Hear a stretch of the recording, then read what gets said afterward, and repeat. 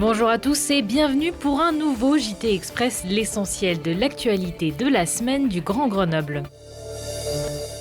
Triste nouvelle pour les amoureux du sport et de course à pied, la course de la Révolution Grenoble-Visil est annulée. À un mois du semi-marathon, l'organisation a préféré prendre les devants en raison du risque du coronavirus. Pour cette 8e édition, 5000 personnes étaient attendues, 3000 dossards avaient déjà été vendus. Pas de report possible selon Éric Lepalmec, l'organisateur, qui a répondu à nos confrères du Dauphiné Libéré que déplacer la date à l'automne viendrait chambouler le calendrier déjà en place. Le manque à gagner est estimé à 30 000 €.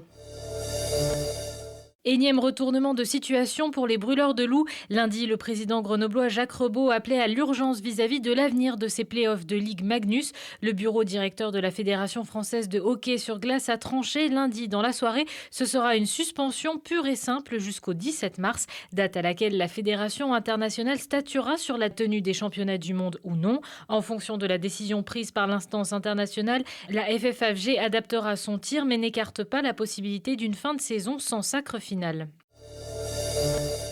Le leader mondial des médicaments homéopathiques, Boiron, s'apprête à fermer 13 de ses 31 sites en France, dont celui de Grenoble installé à Montbonneau. Un plan de restructuration lié, selon l'entreprise, à la décision de dérembourser l'homéopathie au 1er janvier 2021. Boiron a engagé un recours devant le Conseil d'État. Pour l'essentiel, le site de Montbonneau distribue les séries industrielles fabriquées près de Lyon en direction de l'Isère, des Savoies et des Hautes-Alpes, mais fabrique aussi des prescriptions particulières dans la salle blanche. Au total, dans le cadre de cette restructuration qui touche Boiron, 646 postes seront supprimés et 134 créés. La fermeture d'établissements s'échelonne entre la fin 2020 et courant 2021. Selon le baromètre santé Oxada de 2019, 72% des Français et 50% des professionnels de santé seraient convaincus des bienfaits de l'homéopathie.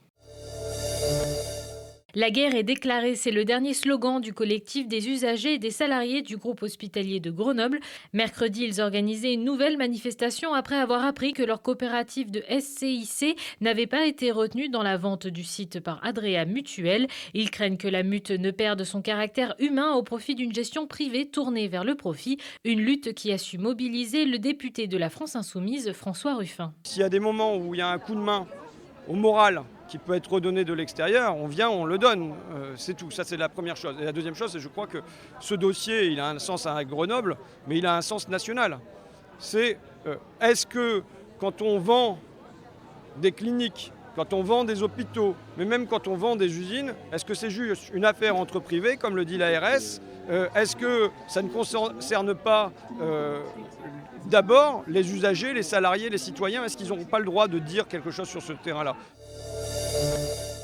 Avant l'annonce du président de la République jeudi soir de fermer les crèches, les écoles, les universités, GEM avait déjà pris les devants. Grenoble École de Management avait annoncé mercredi soir suspendre ses cours pendant 3 semaines. L'objectif était de limiter les déplacements et d'éviter la surfréquentation du campus. Les cours reprendront ensuite en ligne. Reste à rassurer certains élèves inquiets pour la poursuite de leurs études. Ça ne change strictement rien, on va dire, dans le suivi, ça ne change rien dans les évaluations et ça ne change rien dans le passage d'une classe à une autre.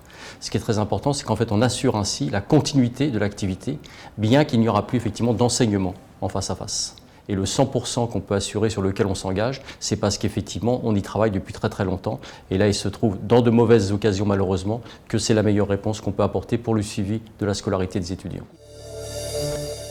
C'est le rendez-vous des amoureux de manège, de confiserie et de sensations fortes. La foire des rameaux prévue à Grenoble du 4 au 26 avril est annulée toujours en raison des risques liés à l'épidémie de coronavirus. Chaque année sur l'esplanade, l'événement réunit en moyenne 250 000 visiteurs sur 3 semaines.